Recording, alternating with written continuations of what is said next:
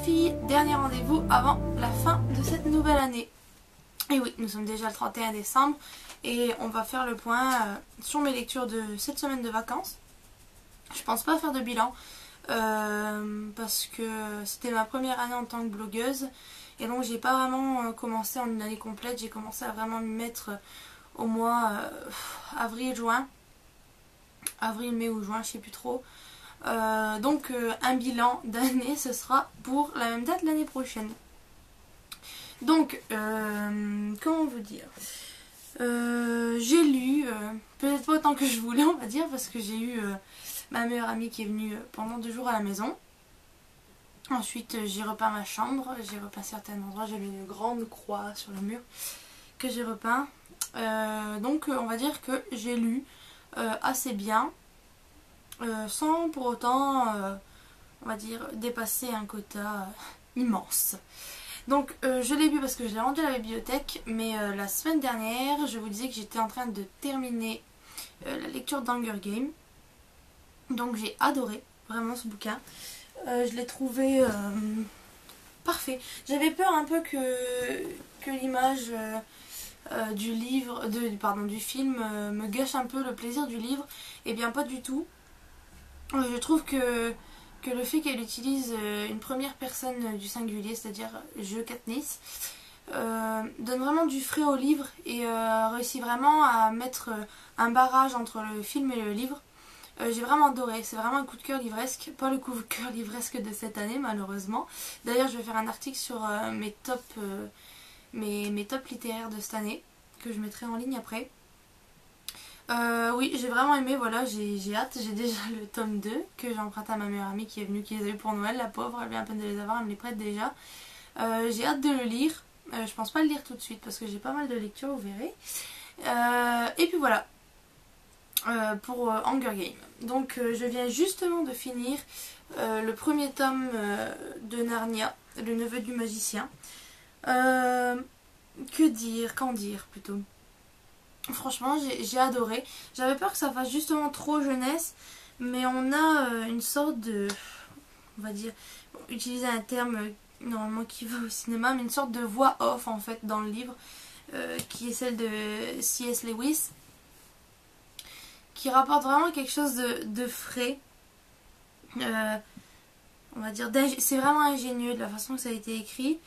Je me suis vraiment laissée emporter assez facilement avec l'histoire de la reine Jadis, qui s'avère en fait être la sorcière blanche. En fait c'est la jeunesse du monde de Narnia, qui était autrefois le monde de rien si vous préférez, et un nouveau soleil est apparu sur ce monde quand ils ont sauté dans une sorte de mare grâce au bac de l'oncle Andrew, et en sautant dans cette mare ils étaient complètement dans le noir, et là le soleil est apparu, un nouveau soleil qui n'est pas du tout le nôtre. Et avec ce soleil est apparu justement le roi Aslan, le lion. Et le lion a commencé à chanter. Et il a créé avec sa simple pensée le monde de Narnia.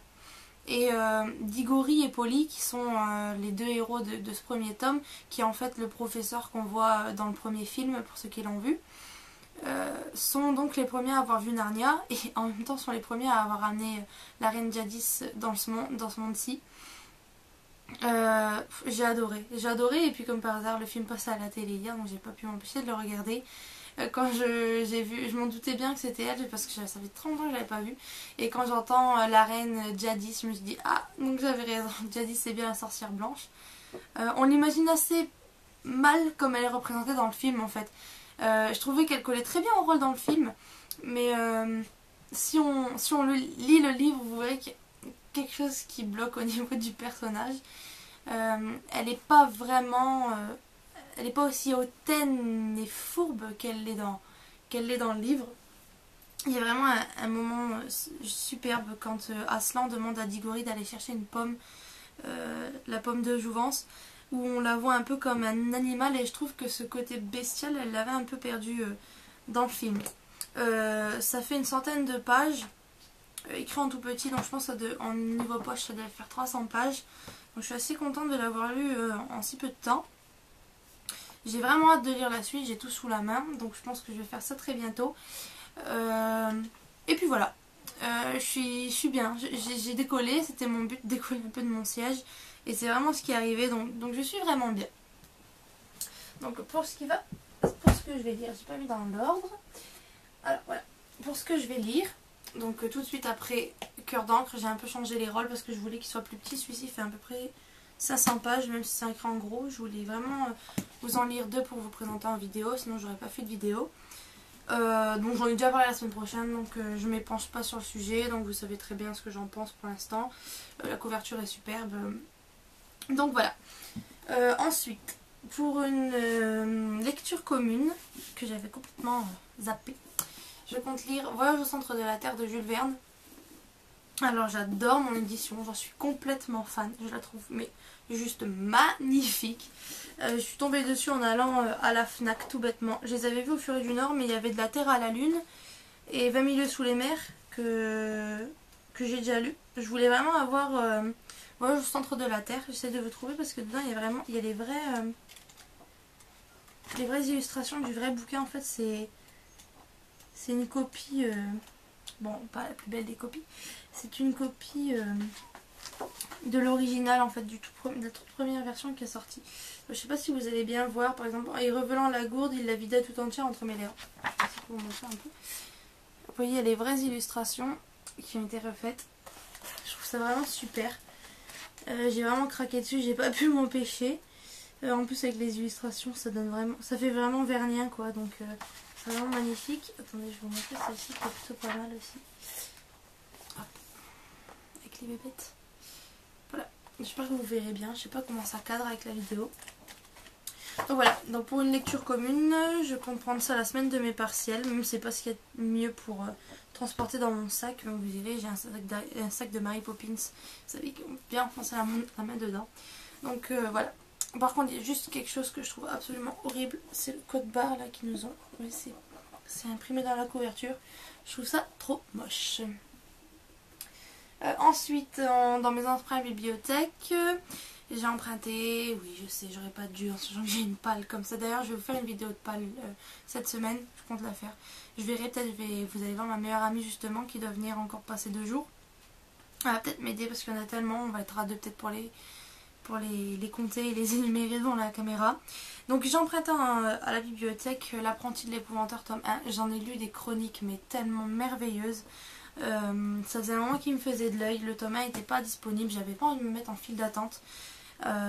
Et là, miracle, il est réapparu dans les rayonnages. J'en ai lu que du bien. Derrière, c'est super accrocheur. Attention, histoire à ne pas lire la nuit.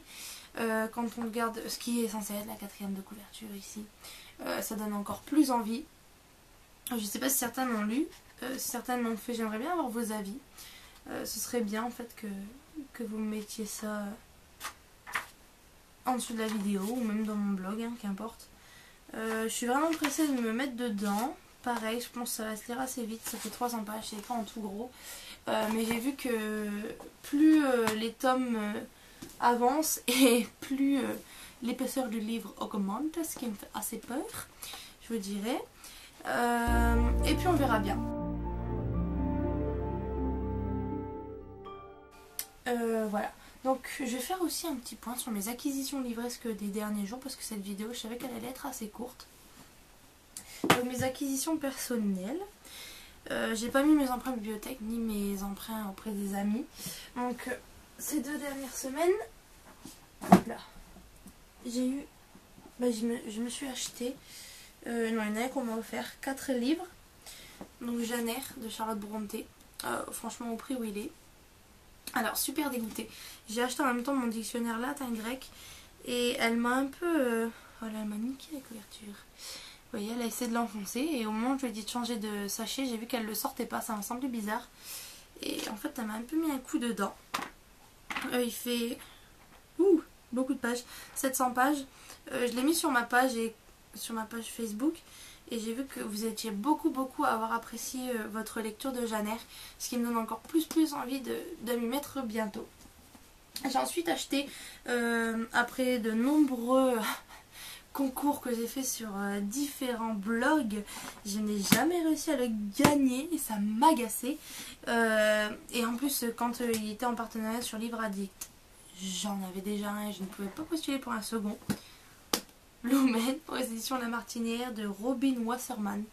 Ce livre me donnait envie. Je l'avais vu dans le 20 minutes Lille, je sais plus, c'était en septembre je crois. Donc c'est une chronique rapide, ils donnaient leur avis. Et la pochette est juste magnifique, je sais pas si vous voyez, peut-être pas. Mais elle a des effets au niveau de Lumen. En plus c'est assez marrant, à un moment il avait dit est-ce que quelqu'un parle le grec ancien ici? Ma soeur a lu ça tout de suite, venue me voir et m'a dit il est pour toi ce livre. Donc voilà, deuxième achat, Lumen. Alors toujours ici à cause de blogueuses qui en parlent et dont je ne peux que rallier la cause, je me suis acheté aux éditions France Loisirs Léon Conteur, La Voix des Rois. Donc aussi ici la pochette est magnifique. Je déplore juste une chose, c'est la taille du bouquin qui est plus petite que l'original. À peu près au même prix en plus que la version des grandes éditions.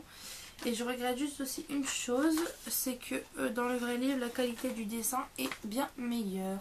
Donc je me pose la question si vraiment j'aime, et j'ai lu les premières pages en étant chez le coiffeur. J'avais l'air d'adorer. Les 50 premières pages m'ont vraiment bien plu, donc là en attendant j'ai mis sur le côté. Je sais que je vais relire depuis le début pour savoir. Mais voilà, je déplore juste ça, c'est la qualité du dessin qui est vraiment pas top. Elle ressort vachement mieux dans les autres éditions. Et je trouve vraiment que c'est dommage parce qu'on est des membres du club et je trouve qu'on... J'aurais préféré à la limite qu'il n'y ait pas ces couvertures jaunes et un dessin de meilleure qualité. Enfin bref. Et cadeau de Noël fait par mon oncle, je m'y attendais pas du tout. Le pire c'est que je l'avais pas demandé, en fait c'est ma grand-mère qui l'a aidé à choisir. Elle a pioché un peu au hasard parce qu'elle sait jamais ce que j'ai, ce que je n'ai pas, parce que ma bibliothèque augmente un peu chaque mois de 6 ou 7 livres. Et je m'y attendais pas, j'avais lu, je comptais pas forcément l'acheter, je pensais l'emprunter à ma meilleure amie qui devait l'avoir pour Noël, et en fait je l'ai.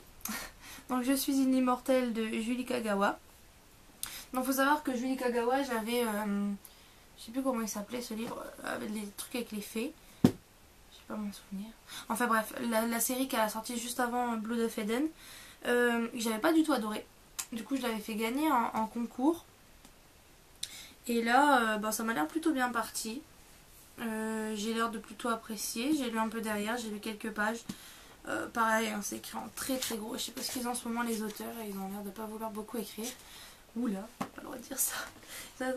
En plus c'est les éditions Harlequin. Je trouve franchement Darkis fait des couvertures de plus en plus travaillées, de plus en plus belles. J'adore l'œil qui ressort. Quand on touche l'œil, ça fait une matière un peu accrochante. J'ai pris une photo avec mon appareil photo à Noël et son œil ressort, mais carrément, c'est affreux quoi. C'est trop beau, c'est super bien travaillé. Et voilà. Donc ça c'est un peu pour mes acquisitions personnelles. En emprunt, donc Hunger Games. J'ai aussi le livre de Stéphanie Meyer. Je me rappellerai jamais le nom. Oh, non, je ne verrai pas. Bon, c'est pas grave. J'ai emprunté aussi Les Orphelins de Baudelaire, Cauchemar à la Syrie. J'ai enfin continué. J'avais décidé de faire une pause parce que c'est vrai que l'écriture est assez lourde si on les lit tous à la suite. Et j'ai aussi emprunté Blanche ou la triple contrainte de l'enfer, qui est un livre qui me faisait de l'œil depuis un moment. Et je me suis dit, ben, pourquoi pas en profiter. En ce moment, j'ai pas trop de travail, c'est les vacances. Et puis je verrai bien ce que ça va donner. Donc voilà, donc c'est sur ces belles phrases que je vais vous quitter, que je vais aussi vous dire bonne année, bonne santé, les amours si vous voulez, surtout la santé, c'est ce qui est le plus important.